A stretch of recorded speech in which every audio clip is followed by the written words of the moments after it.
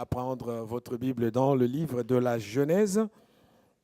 Je voulais partager cette exhortation ou cette question que Dieu pose dans le livre de la Genèse au chapitre 3, versets 7 à 13. Nous rendons gloire à Dieu pour le message du dimanche dernier et pour le messager. Nous bénissons le Seigneur. Ce matin, nous sommes dans la Genèse au chapitre 3 avec cette question qui, au fait, introduit le tout premier dialogue entre Dieu et sa création. La toute première phrase qui crée un contact entre Dieu et l'homme, créé à son image, c'est une question. Alors quelqu'un pourrait me dire, mais le Seigneur leur dit d'aller se multiplier, on était dans un registre des ordres donnés. Il n'y avait pas de dialogue. Mais le dialogue commence par une question qu'on pourrait appeler le drame de l'humanité. Pourquoi tant d'efforts? Pourquoi Dieu mobilise-t-il tous ses moyens pour retrouver?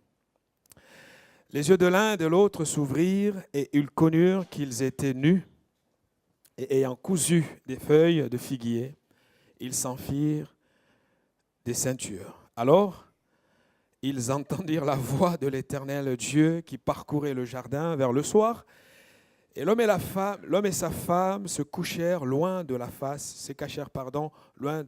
de l'Éternel Dieu, au milieu des arbres du jardin. Mais l'Éternel Dieu appela l'homme et lui dit, « Où es-tu » Il répondit, « J'ai entendu ta voix dans le jardin et j'ai eu peur, parce que je suis nu. » Et je me suis caché. Et l'Éternel Dieu dit, « Qui t'a appris que tu es nu? Est-ce que tu as mangé de l'arbre dont je t'avais défendu de manger ?» L'homme répondit, « La femme que tu as mise auprès de moi m'a donné de l'arbre et j'en ai mangé. » Et l'Éternel Dieu dit à la femme, « Pourquoi as-tu fait cela ?» La femme répondit, « Le serpent m'a séduite et j'en ai mangé. » Le serpent m'a séduite et j'en ai mangé.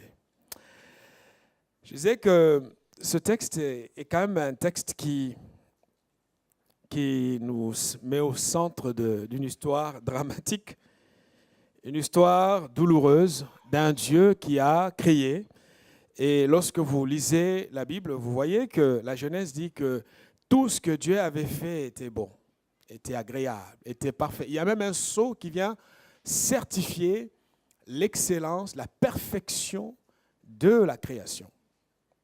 Dieu a regardé, Dieu a validé que son œuvre était une œuvre aboutie, une œuvre totalement réalisée. Et nous voyons que au 7e jour, le Seigneur va se reposer.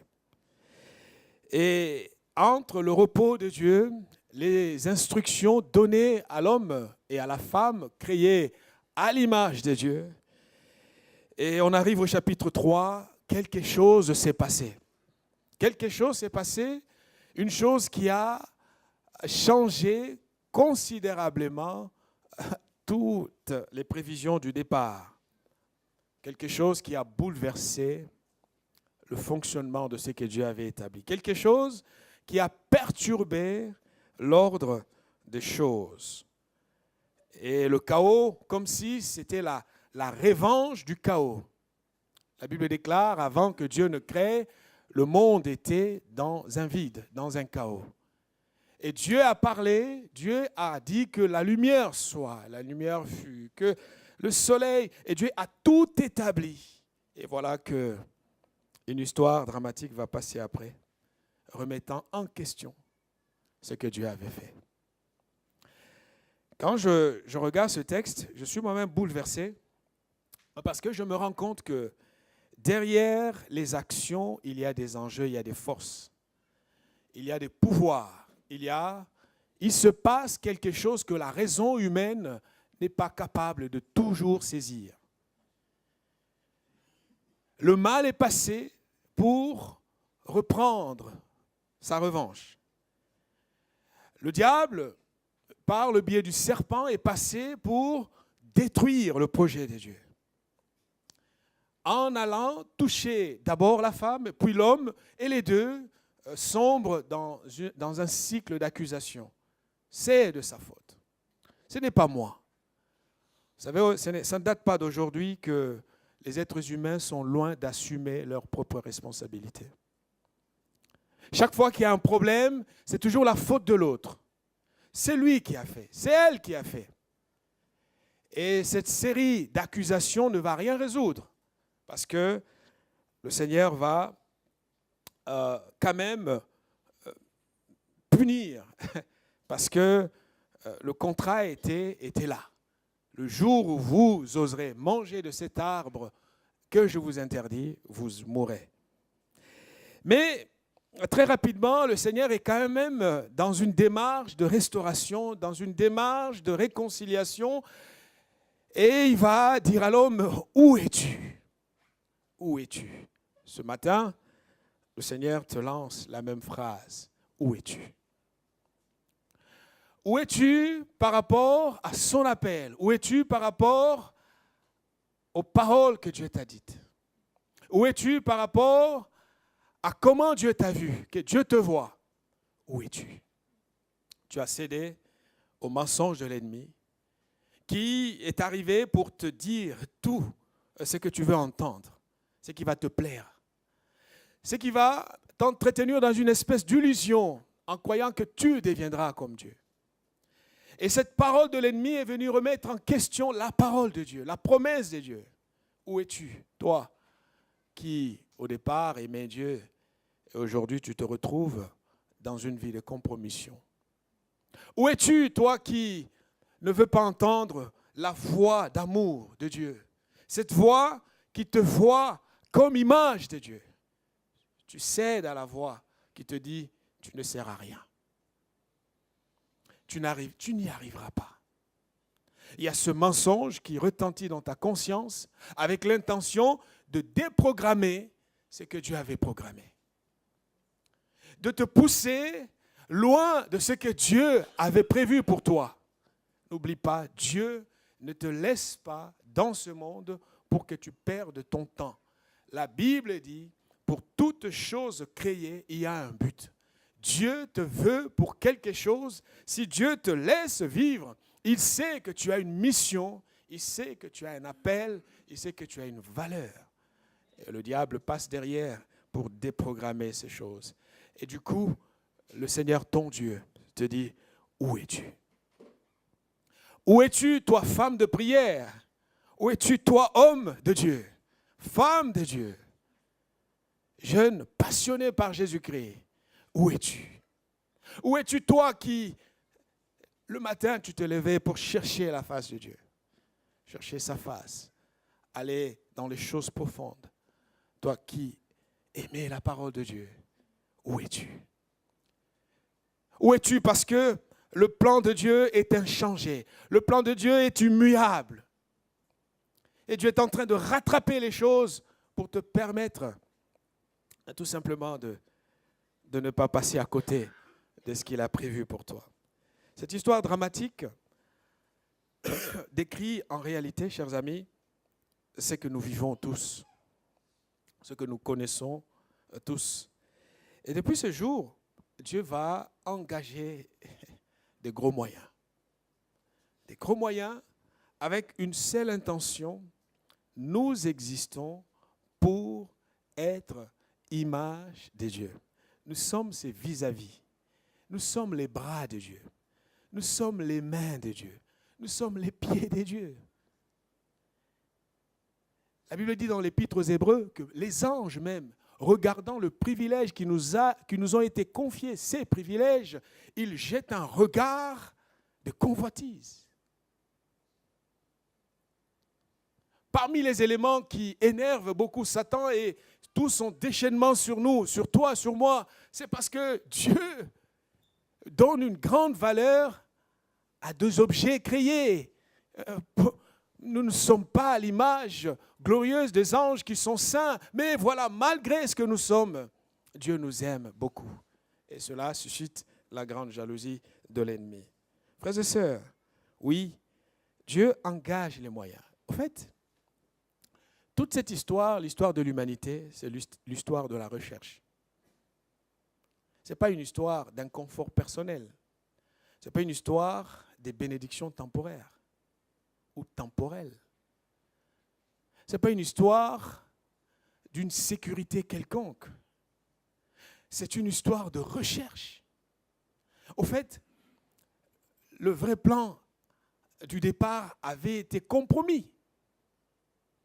Et pour cela, Dieu œuvre, Dieu travaille pour que nous revenions tous ensemble, toute l'humanité, toute la création, à ce point de départ.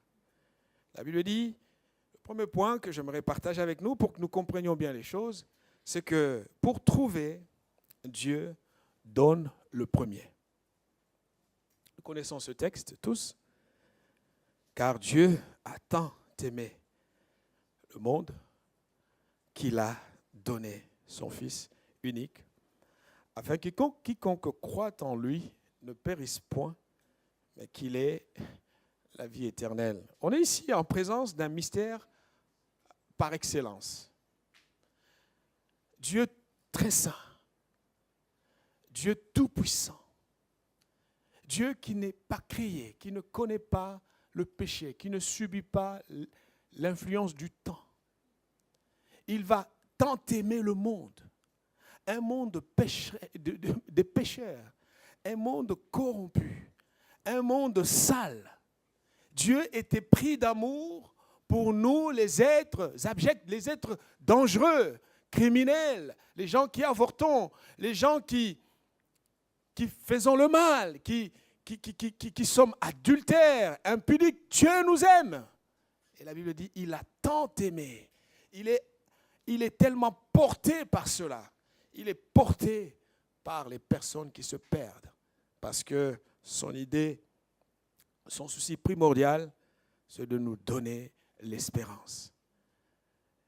L'affaire de la foi chrétienne est une affaire de vie. Connaître Dieu, c'est avoir la vie. Et la vie totale, la vie abondante. Dieu a tant aimé, Dieu donne. Et pourquoi il donne? Parce qu'il sait que pour trouver, il faut donner.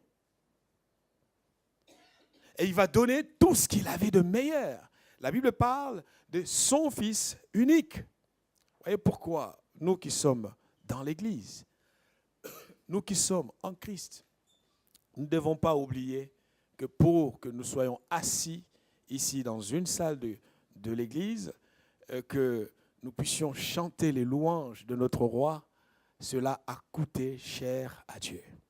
Dieu a donné. Dieu a donné. Et Dieu donne le premier pour nous laisser un exemple à suivre. Nous devons aussi donner. Nous devons donner ce qui nous coûte. Nous devons donner peut-être notre Fils unique, le seul enfant que nous avons, le seul trésor qui compte pour nous. Si nous ne le donnons pas, il n'y aura pas de salut. Dieu a donné son Fils unique. Et il le donne parce qu'il sait que le don, c'est qu'on ne perd pas ce que l'on donne, frères et sœurs. On ne perd pas. Il y a une loi de vie dans la sémence. Ce qui est donné ne peut revenir, même si ça revenait, ça reviendra à un. Ce n'est pas une perte. En pratique, ça revient toujours multiplié. Dieu a donné. Dieu a donné son Fils et le monde est sauvé. Alors, Dieu aurait pu se dire, c'était une erreur de casting. J'ai voulu faire des choses. De toute façon, qui sait ce qui s'est toujours passé? Personne. L'éternité.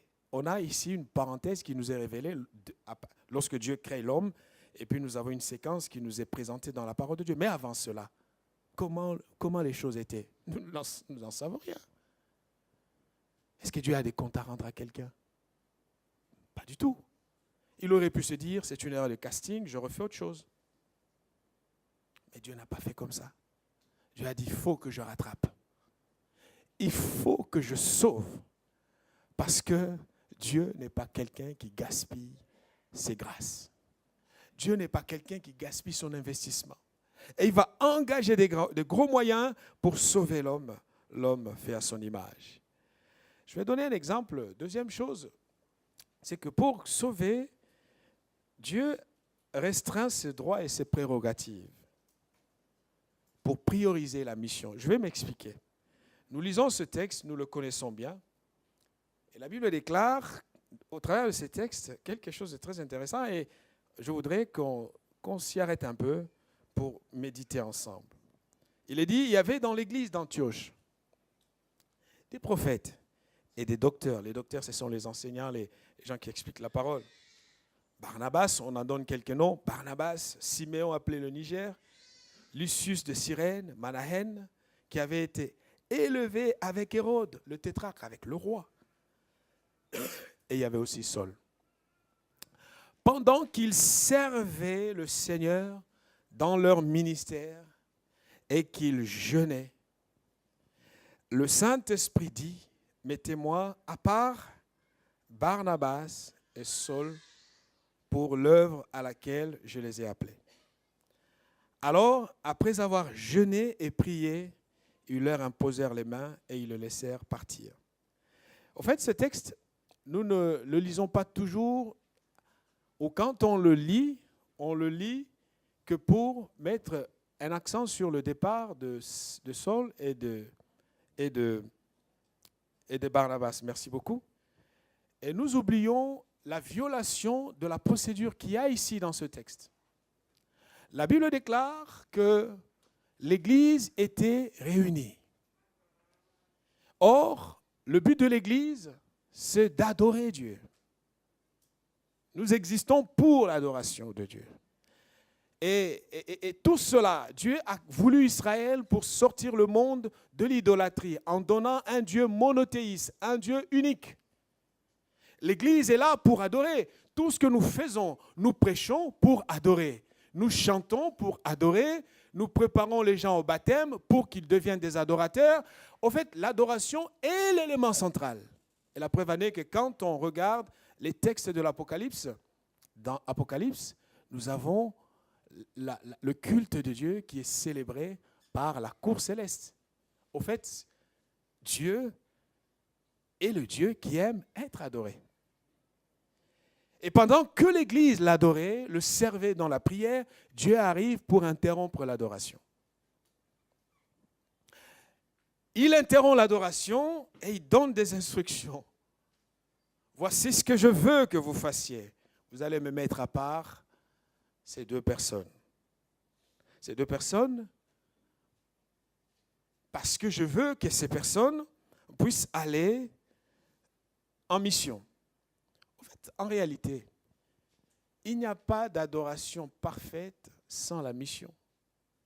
La mission permet au monde entier d'être touché par l'Évangile. Et une fois que le monde entier sera touché par l'Évangile, alors l'adoration sera parfaite.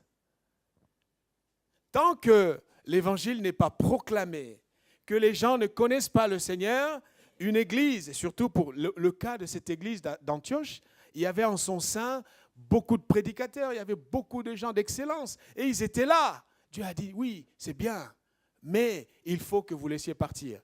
Et plus tard, les historiens diront que cette église d'Antioche a toujours été l'église clé de la région, parce que c'était une église qui avait la capacité de laisser partir des gens de son sein pour que d'autres églises voient le jour et que les vies soient touchées et que des conversions s'enchaînent. Dieu savait pourquoi il venait chercher à Antioche, parce que c'était une église qui avait une certaine maturité. Frères et sœurs, quand on laisse partir, on n'est que gagnant, on ne perd pas. Dieu se souviendra toujours, Dieu pourvoira, Dieu remplacera, Dieu placera, Dieu positionnera, et ça, c'est la clé. Parce que l'adoration sans la mission, ce n'est pas une bonne adoration. Le sens de la mission, c'est d'amener un plus grand nombre devant le trône de Dieu pour que ce trône soit majestueusement célébré, vénéré, adoré, parce que Dieu veut l'adoration. Amen. Laissez-moi partir Dieu dit, laissez partir Barnabas et Saul pour l'œuvre à laquelle je les ai appelés. Et le Saint-Esprit a interrompu quelque chose. Et si c'était ici, on aurait dit, Saint-Esprit, arrête un peu. Nous sommes en train de parler en langue. Arrête un peu, nous sommes en train d'imposer les mains aux malades. Arrête un peu, nous sommes en train de... Ça, c'est le plus important. Non, mais cette Église a compris que si le Saint-Esprit parle, peut-être que nous ne voyons pas tout. Nous ne comprenons pas tout. Mais le plus important... J'ai aimé la réaction. Ils ont dit, ils se sont mis à prier tous. Et ils ont prié. Ils ont jeûné, Seigneur, si c'est toi, si ça vient de toi, nous allons prier. Et une fois qu'ils ont prié, ils ont jeûné, ils ont compris qu'il fallait que le travail se fasse. Pourquoi? Parce que Dieu est à la recherche. Et le Dieu qui recherche, il parle. Il parle, il donne des directives. Il donne des directives pour que beaucoup de personnes viennent au salut. Parce que sans cette proclamation, le monde est dans la perdition. Et qui est gagnant au final? C'est le diable qui se frotte les mains en disant, oui, ma force est quand même de réussir à retenir les chrétiens dans un endroit pour qu'ils soient tous au chaud, bien, ensemble, dans une communion fraternelle. Or, le sens de la communion fraternelle, chers frères et sœurs, c'est quand même un plus grand nombre viennent au salut et connaissent Jésus-Christ. Je sais que ça peut paraître peut-être une position qu'on n'aime pas, mais la mission est la priorité de Dieu. La mission est Dieu a donné le premier et Dieu attend qu'on donne en retour. Troisième chose qu'on voit ici, pour trouver, Dieu va faire confiance à son Église. Dieu compte sur l'Église. L'Église, ce n'est pas un bâtiment, frères et sœurs. L'Église, c'est nous. L'Église, ce sont les femmes, ce sont les hommes. Ce sont des individus, des personnes qui sont remplies du Saint-Esprit. N'adorons pas un endroit. Nous sommes des pèlerins sur terre. Aujourd'hui, nous sommes là. Demain, nous n'en savons rien. La mort peut nous appeler. Nous sommes des pèlerins, nous sommes des passagers. Comment je vis ma vie aujourd'hui? Quels sont les choix que je fais maintenant pour l'avenir? Ces questions, il faut se les poser. Oh, Dieu m'a béni. Dieu m'a donné un bon travail. Dieu m'a donné une belle femme, un beau mari. Oui, mais ce n'est pas la finalité. La finalité, c'est que le culte de Dieu soit totalement gagné par plus de gens. C'est pour cela que Dieu fait confiance à son Église. Dieu compte sur son Église. Et il leur dit, Jésus a dit aux apôtres en disant que vous êtes le sel de la terre. Est-ce que nous arrivons à réaliser ces statuts que le nôtre? Pas que nous serons, nous sommes. Amen. Parfois on dit un jour, il n'y a pas de jour. Nous sommes. Il dit, vous êtes le sel de la terre. Oh, ils regardaient sur les pharisiens, les professionnels de la chose religieuse, les pros, hein, les gens bardés des diplômes, les théologiens. Jésus se tourne vers des gens simples. Il dit, c'est vous. Vous êtes le sel de la terre. Jésus est en train de dire, si vous retenez ce qui est en vous, vous endommagez le monde. Alléluia. Si vous retenez ce qui est en vous, vous causez du tort au monde. Parce que la saveur du monde, c'est vous. Ce monde qui est sombre dans la dépression, ces personnes qui s'accrochent à l'alcool, ces gens qui croient que les plaisirs de la chair vont leur apporter un bonheur, ces gens-là auront la saveur que par votre canal. Ce ne sera pas quelqu'un d'autre qui viendra leur apporter ce dont ils ont besoin. C'est vous. Jésus, vous êtes. Ne cherche pas à devenir ce que tu es déjà. Tu y es déjà. Alléluia. Vous êtes. Alors il disait cela, nous sommes au chapitre 5 de Matthieu, à une équipe de gars qui n'ont même pas encore fait un miracle. Tout ce qu'ils ont fait jusqu'ici, c'est de le suivre. Et d'ailleurs, parmi ceux qui le suivaient, il y en avait qui avaient des vies brisées.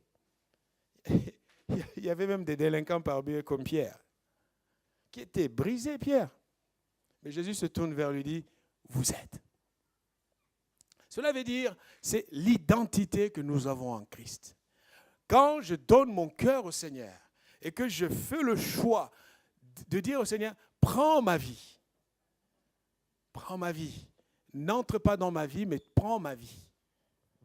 Il y a une différence à cela. Hein? En fait, nous avons nos projets, nos choses bien établies. Il nous a dit, Seigneur, viens. Mais Dieu ne viendra pas dans ce cas-là. Dieu veut que tu abandonnes d'abord ton choix et que tu rejoignes le sien. C'est lui qui l'a. J'aime bien lorsque le prophète Jérémie dit, je connais les projets que j'ai formés. C'est Dieu qui a des projets pour notre vie. Nous avons nos projets professionnels, nos projets de mariage, projets d'achat d'une nouvelle voiture, de je ne sais de quoi. Et nous disons, Seigneur, viens bénir. Non, Dieu ne viendra pas dans ce... Non, Dieu ne viendra pas entrer dans des petits projets. Ça, c'est des petits projets. Dieu t'appelle à entrer dans son projet. Dieu t'appelle à entrer dans le projet qu'il a. Et son projet, c'est simplement un projet de paix et de bonheur pour toi. Et un bonheur lorsqu'on commence à comprendre que ma vie, oui, je l'ai vécue comme... J'ai pensé être le centre, Seigneur, j'accepte de tout perdre. Et chaque jour sera une aventure. C'est palpitant, des choses comme ça. Alors vous direz que ça dépend de personnalité. Mais moi, j'aime cela. Chaque jour, c'est... Demain, ça va être quoi? Demain, ça va être demain. Terminons d'abord aujourd'hui et on verra. Et quand on entre dans cette dimension-là, Dieu vous surprendra toujours. Parce que Dieu est un Dieu qui bénit l'obéissance. Amen. Il dit, vous êtes le sel de la terre, mais si le sel perd sa saveur, avec quoi la lui rendra-t-on?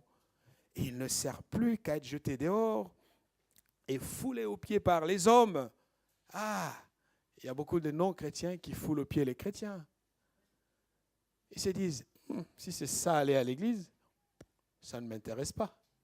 Parce que celui qui va à l'église, qui porte une Bible, qui commente sur Facebook, Jésus, machin, tout.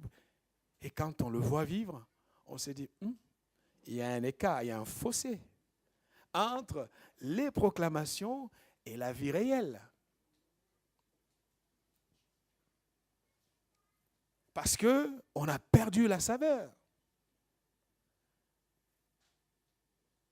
Et Jésus de dire, vous êtes la lumière du monde. Si vous refusez de briller, le monde est dans les ténèbres. Il le sera tout le temps dans les ténèbres. Il dit, vous êtes la lumière du monde. Une ville située sur une montagne ne peut être cachée. Ah, je prie Dieu pour que nous ne soyons jamais cachés. Que nous ne soyons jamais cachés. Seigneur, je vais briller.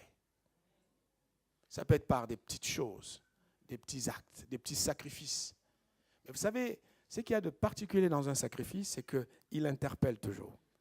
Il peut faire jaser, il peut faire murmurer, mais avec le recul, les gens avisés se diront, attendons, on va essayer de comprendre.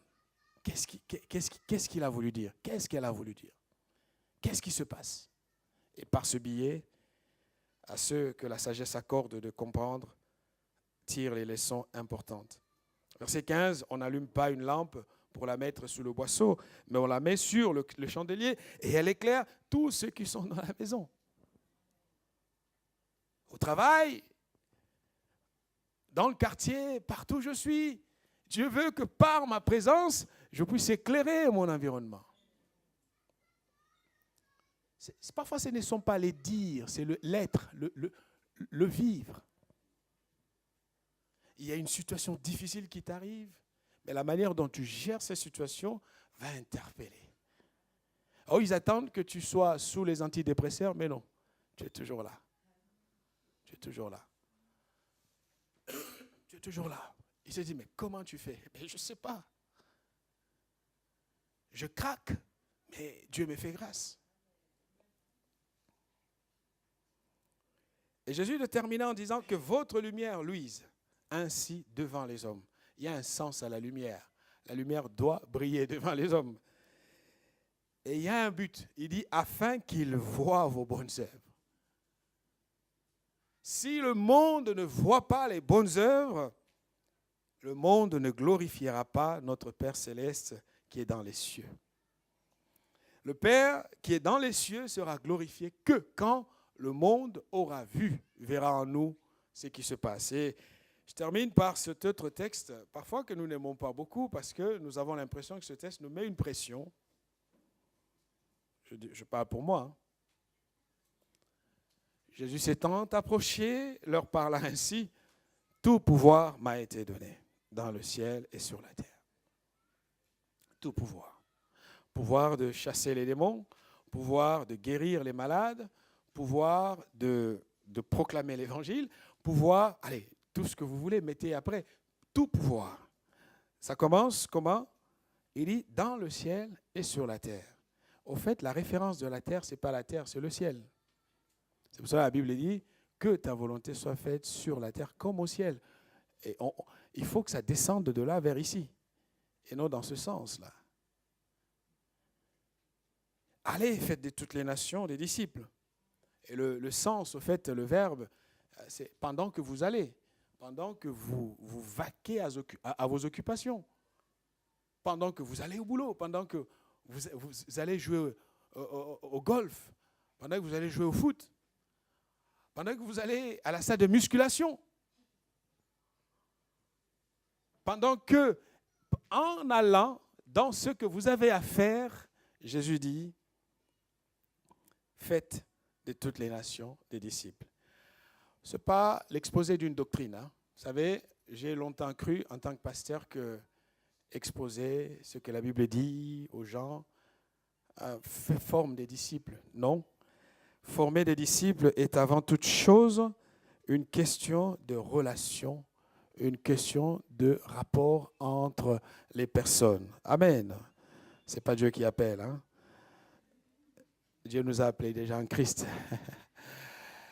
Et faire des disciples, c'est une question de passer du temps avec les gens. Regardez Jésus. Hein? Jésus a beaucoup été avec les gens qu'il n'a parlé. Quand il parlait pour répondre ou pour enseigner quelque chose. Parce qu'en fait, nous croyons qu'en allant chez mon collègue qui ne connaît pas le Seigneur avec ma Bible, ce n'est pas son truc. Laisse ta Bible à la maison. Hein. Mets ta Bible dans ton cœur. Sois la Bible. Parce que si tu lui sors ce livre-là, c'est un livre bizarre pour lui. Il le suspecte déjà de toute façon. Donc ce n'est pas avec ça que tu lui parleras. Jésus, qu'est-ce que Jésus faisait? Jésus, quand il mangeait, ils mangeaient ensemble. Ça s'appelle ça, faire des disciples.